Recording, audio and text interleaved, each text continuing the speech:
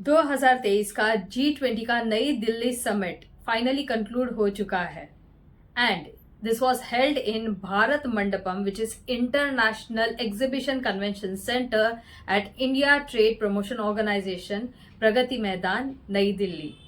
ये 18th meeting थी of G20 member. 2023 की G20 समिट इंडिया की फर्स्ट थी और इवन साउथ एशिया की भी ऐसी फर्स्ट G20 समिट थी। इसमें से निकल के आए जो कंक्लूजन हमारे लिए बहुत इंपॉर्टेंट थे। नई दिल्ली में हेल्ड ये समिट का मोटो था वसुदेवम कुटुंबकम, one earth one family one future, और इनके चेयरपर्सन प्रधानमंत्री नरेंद्र मोदी जी थे।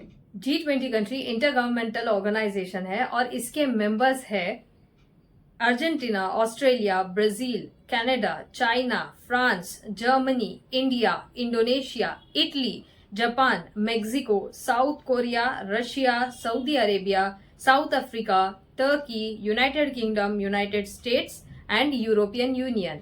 G20 में ये इंटरनेशनल ऑर्गेनाइजेशन ने भी पार्टिसिपेट किए थे, जो है एशियन डेवलपमेंट बैंक, प्रेसिडेंट है इसके Masatsugu Asakawa, IMF International Monetary Fund के managing director Kristalina Georgieva, International Labour Organisation के director general Gilbert Houngbo, Organisation for Economic Cooperation and Development के secretary general Mathias Cormann, United Nation के secretary general Antonio Guterres, World Bank के president Ajay Banga, WHO World Health Organisation के director general Tedros, World Trade Organisation के director general Ngozi Okonjo, Coalition for Disaster Resilience Infrastructure के director general Amit Prothi.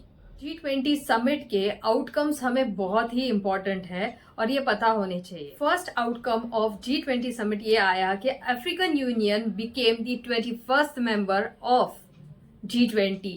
तो अभी ये G21 हो गया है। अफ्रीकन यूनियन के प्रेजेंट चेयरमैन है प्रेसिडेंट अजाली ओस्मानी, जो कोमोरोस के भी प्रेसिडेंट है। एंड सेकेंड आउटकम यह आया है कि लॉन्च किया गया ग्लोबल बायोफ्यूल अलायंस, जिसमें सस्टेनेबल बायोफ्यूल को डेवलप किया जाएगा, उसे प्रमोट किया जाएगा एंड स्टैंडर्ड भी सेट किए जाएंगे कि सर्टिफिकेट्स कैसे इशू की जाए। थर्ड आउटकम ये निकल के आया है कि G20 समिट में joint statement finally through consensus of all the countries ये निकाला, ये इशू किया गया है एंड इसको बोला जाता है New Delhi declaration. New Delhi declaration में वैसे तो बेहद सारे टॉपिक्स है, 34 पेजेस लॉन्ग ये स्टेटमेंट है एंड ये डिक्लेरेशन में digitisation, tackling terrorism, climate financing, sustainable development goal, ये सारे टॉपिक्स जो है वो इंक्लूड किए गए हैं। सबसे इम्पोर्टेंट जिस पर डेडलॉक बना हुआ था वो था रशिया यूक्रेन वॉर के बारे में, पर इस पर भी स्टेटमेंट इशू किए गए। अनदर आउटकम ये आया है कि जॉइंट अग्रीमेंट इशू हुआ है to build rail and shipping corridor of India with Middle East and Europe, और इसे बढ़ चढ़कर सपोर्ट किया है बाय US।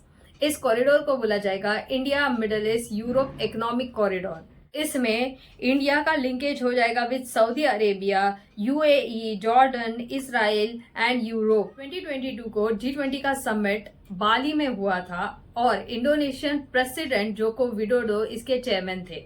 उन्होंने हैंड ओवर किया था ये presidentship of G20 to Narendra Modi ji and now Narendra Modi ji ने हैंड ओवर किया है the gavel of G20 in the hand of Lula da Silva, Brazilian president. मुझे यकीन है आपको ये इन्फॉर्मेशन बेहद पसंद आया होगा। मेरे YouTube चैनल को सब्सक्राइब करना ना भूले एंड इसे लाइक और शेयर जरूर करें।